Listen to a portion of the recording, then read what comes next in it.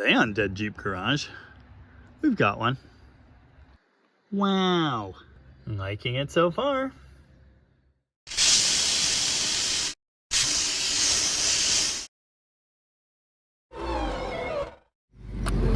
Now this is pod racing. Oh, you've already got a trail built up. Nice. It's a little rough out here. Hold on. Oh God. Onward! Really bad. I just want to know how anyone survived World War II driving these things. This is not safe. Jesus.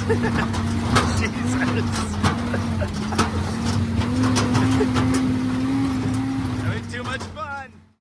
Long before the Wagoneer was a ridiculously expensive space-age Luxo barge, it was this utilitarian, spacious, family transportation. I don't know how this is still here. This is not good. For quite some time, there was a 70s Dodge Cup car right over there. Now it's in California, and this thing came back in its place. Nifty. The full-size Jeep arrived in 1962. That first year, which actually was the 1963 model year, was powered by an inline six-cylinder. In the mid-60s, they got engines from AMC and powered them with the AMC V8. Oh.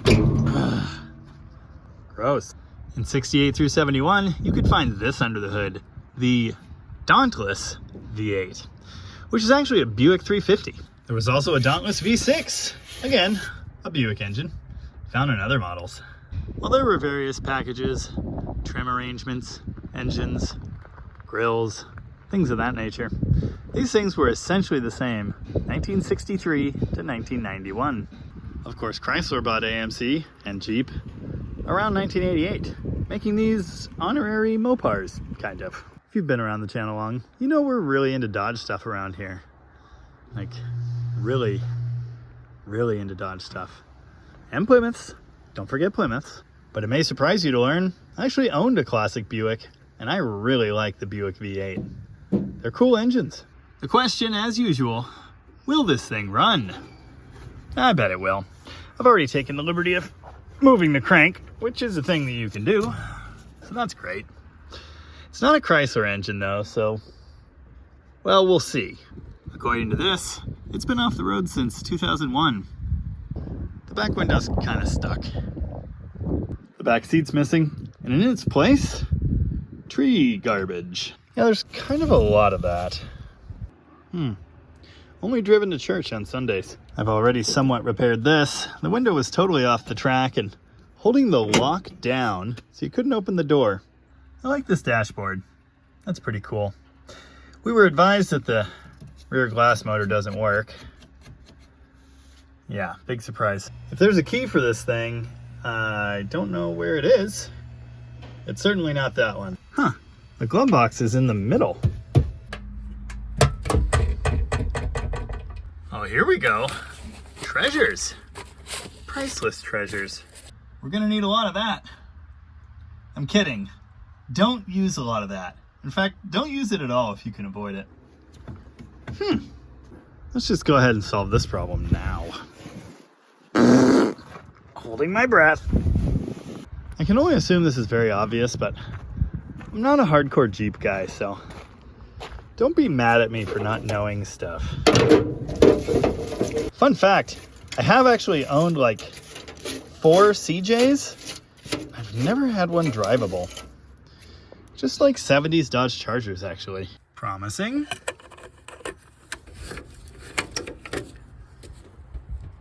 Not so promising. Yep, it's a carburetor. It's kind of gross. I'm assuming it's a 2-jet.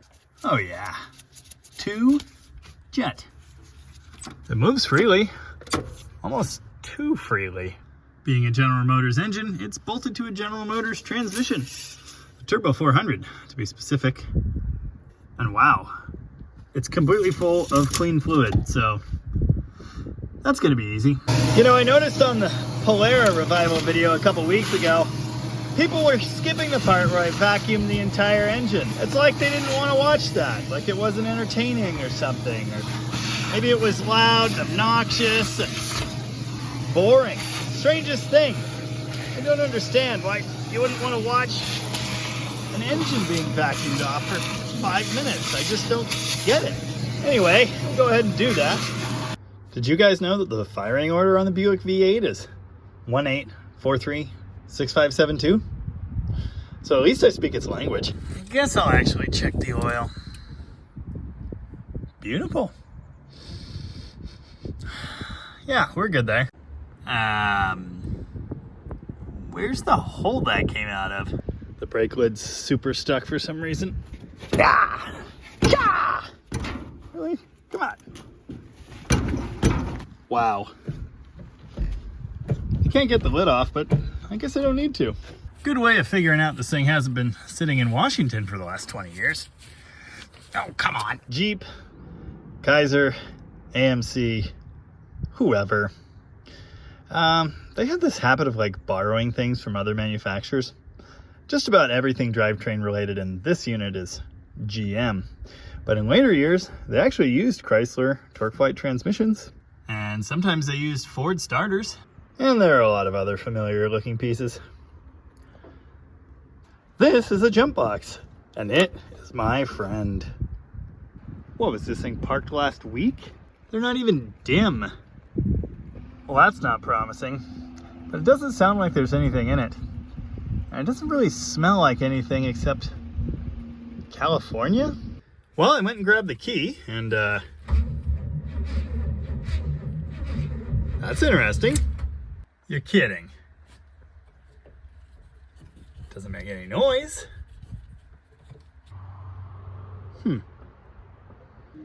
Well, guess it's almost time to go jeeping.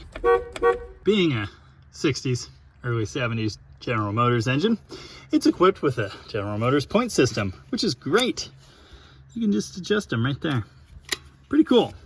Can't really scrape them through that window though, so that might be a problem. The starter kind of sounds like butt, and it doesn't have the most even of compression, but let's scrub the points, I guess.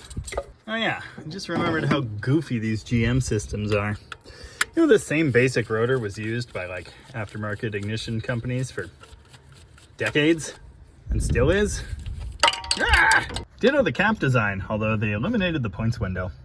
Mallory, Pertronics, MSD, they're basically all copies of this exact setup. Yep, same problem points always seem to have. They've lost their connection there, even though they're touching. But if you kind of stab around in here and ground them out with your screwdriver, sparkies happen. Yeah, like that. Definitely getting happy little zaps now. I'll tell you what, the GM distributor's sure a lot harder to file points on. Okay. Now?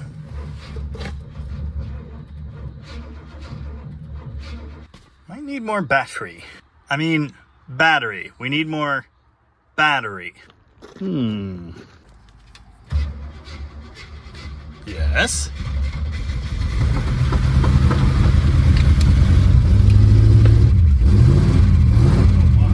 Nothing to it. Oh!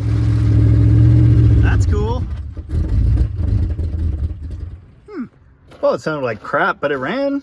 Now I realize some viewers think I've been a little heavy on the revivals recently. And I understand, but it's not my fault. I mean, they just keep coming. And coming. Oh, we can't forget this guy. So just bear with me, all right? There are all kinds of different things on their way. Random Holly electric fuel pump. Meet winch battery. Well, it works.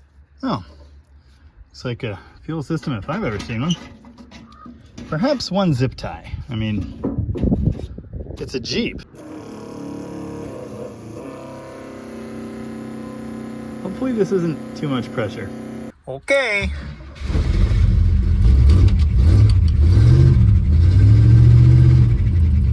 Liking it so far. And it idles. And it ticks. Well, let's put some coolant in it. That's right. Power steering, transmission, and brakes. I don't even think this counts as a revival. This is way too easy. All I did was drop the points, put fuel in it. Genius. It's a talent. It's a nice warm day, so I decided to take a shower. Well, there's is a coolant leak, but that's okay. Now it does sound like it's got a mist and multiple exhaust leaks. Still, not bad. Oh, maybe I shouldn't put that back on. Nice. Heater hoses are warming up, so the water pump is pumping.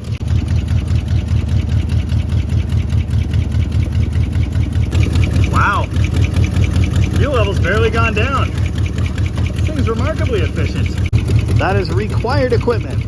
Trust me. Oh, the temperature gauge works. It's not happy. Come on, buddy. You can do it. Doesn't seem hot at all. And the radiator's getting warm, so I think we're fine.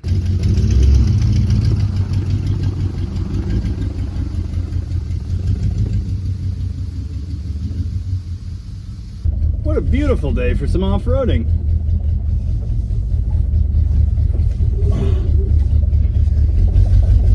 You know, Jeeps are pretty legendary for their maneuverability, but I think that's the smaller ones.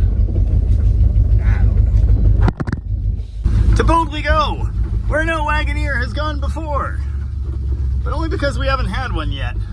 Oh look, broken tractor's still here. I just don't know if I should worry about that or not. Since the terrain's a bit rough, I did go ahead and extend the battery hold down to the fuel tank. Now the radiator's warm, the fan's blowing heat off it. I could swear it's fine. Yeah, let's just say it's fine.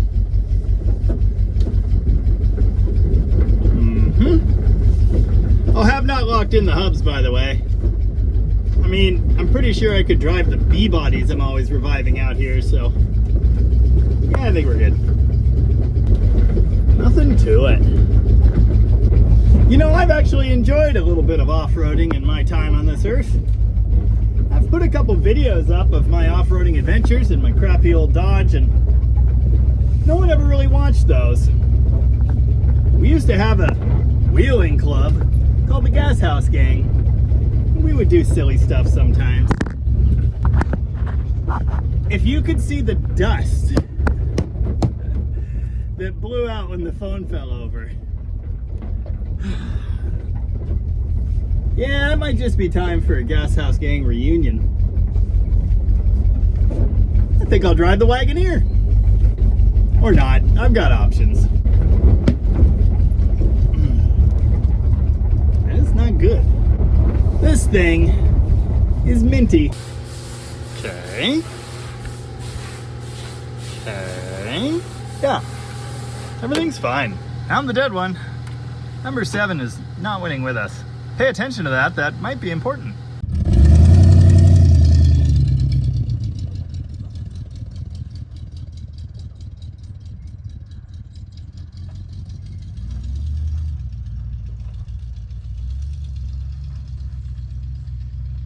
Four-wheel drive, tested, works.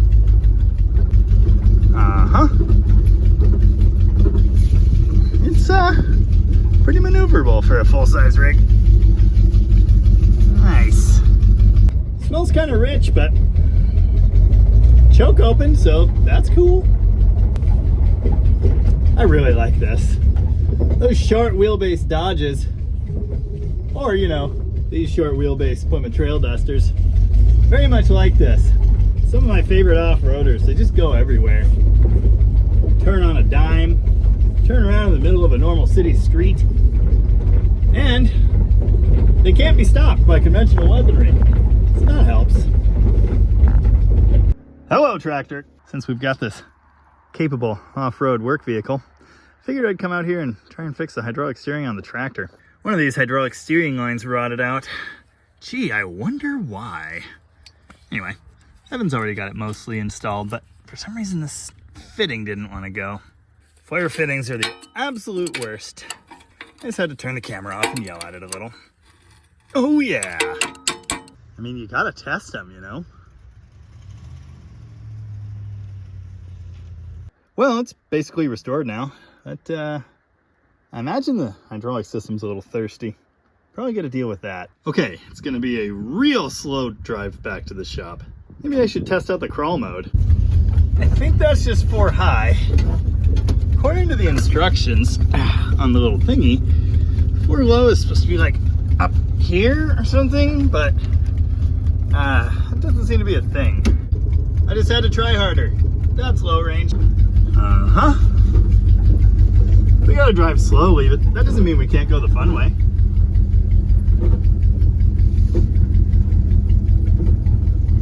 An automatic powered rig just, it doesn't quite crawl like the MP435 Dodge does. I'm sure it has its advantages elsewhere though. It popped out of low range. Didn't smell a drop. I actually think that noise is just exhaust leaks. And number 7 probably just needs a wire or something silly like that. It does smell really rich. I haven't touched the carburetor. I haven't touched anything. I just fired it up.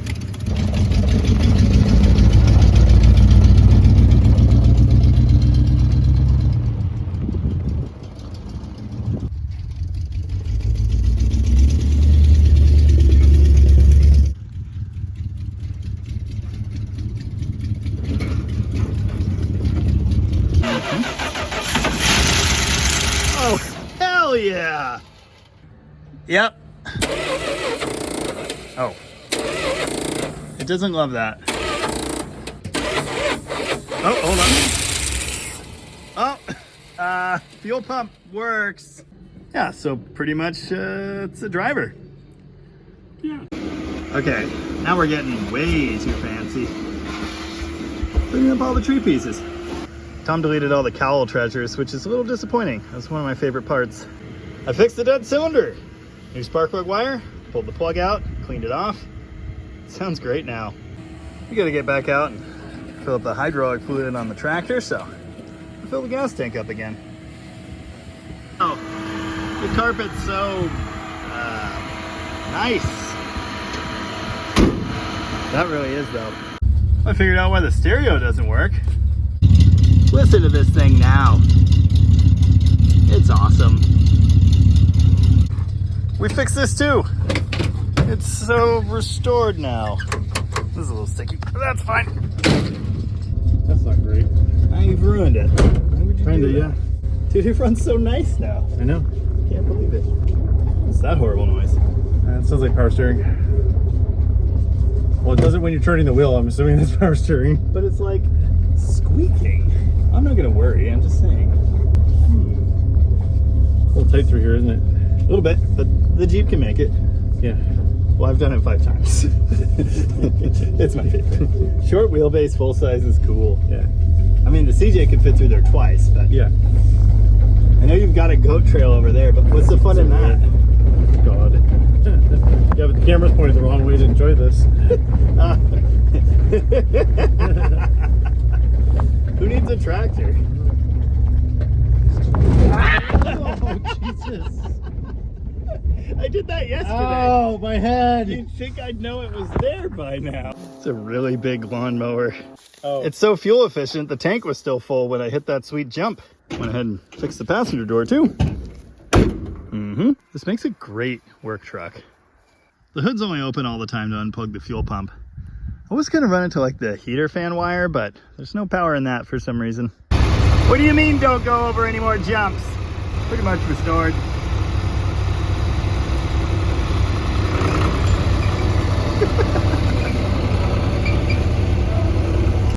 With that out of the way, let's see how far a gallon of gas will get me.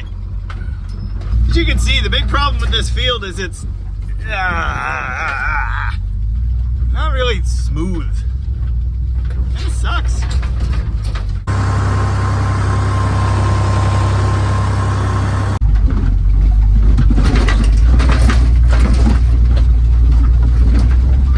Oh no, now we gotta wash it. Incredible.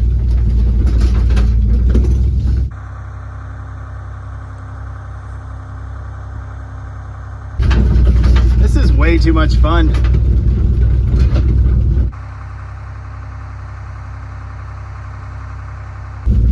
actually a private man-made lake over there. Sometimes they play on it with jet skis.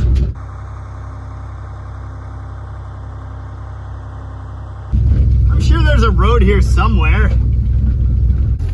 Yeah, it's kind of a crawl mode. Kind of.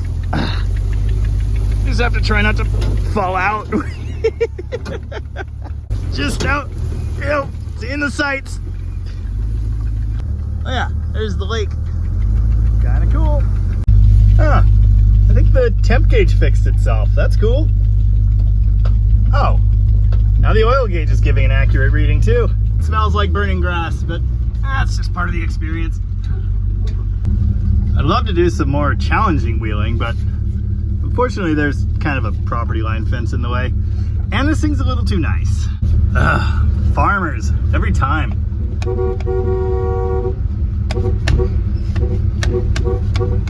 This is awesome. Self-restoring Jeep. All right, we gotta get a wheeler with a little less paint going, and then we'll go this way. Can you guys tell how much fun I'm having? This thing's amazing. If you're looking for a good old time, go find yourself a half broken down Jeep or pickup like this. Get it running and go crash it through some bushes. It's gotta be about out of fuel by now, I think. Probably. He parked a tractor in the road. Man. I've only just noticed it smells like exhaust in here really bad. Maybe I'm just having such a good time because I'm high on life.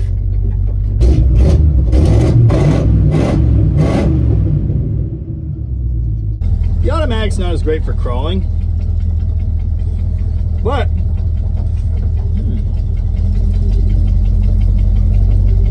it's actually better for eating Swedish meatballs on the trail. So that's cool.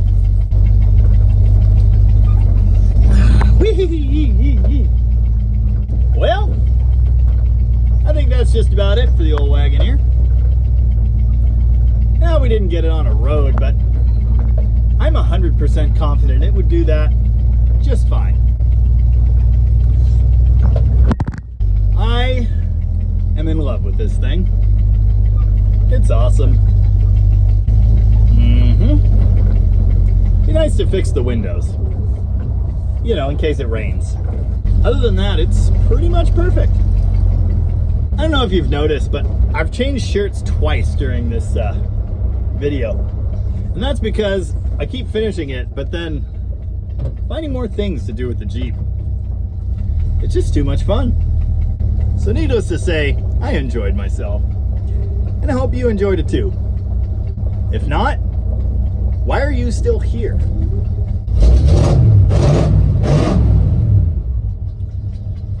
Thank you very much for watching. I appreciate that. We're almost up to like 14,000 subscribers now. Can't believe it. And remember, meatballs are tasty. I look forward to more off-roading adventures. Roadrunner versus Wagoneer? Who will win?